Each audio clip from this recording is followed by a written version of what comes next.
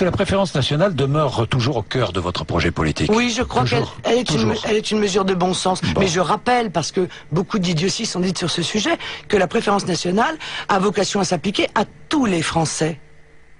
Quel qu'il soit, Quel qu'il et d'où soit. qu'ils viennent. À partir du moment où ils ont la nationalité. Quelle que soit leur confession. Quelle que soit leur confession. La priorité nationale. Marine Le Pen défend la priorité nationale, prestations sociales, logements sociaux réservés aux Français de souche.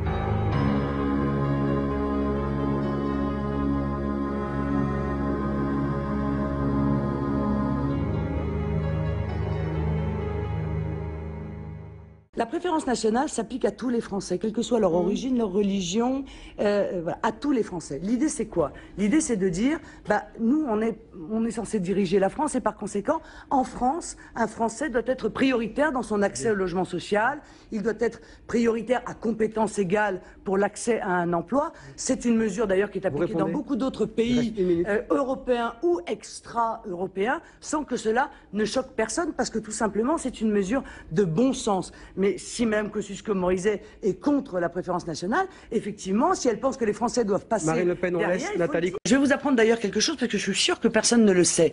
C'est que la préférence nationale, ou la priorité nationale, comme on veut l'appeler, eh bien... Qui voulait l'appeler priorité nationale? Oui, peut-être parce que préférence nationale, on a laissé croire aux Français que c'était une préférence raciale, ou ethnique, ou d'origine, ou religieuse, ce qui n'est absolument pas le cas.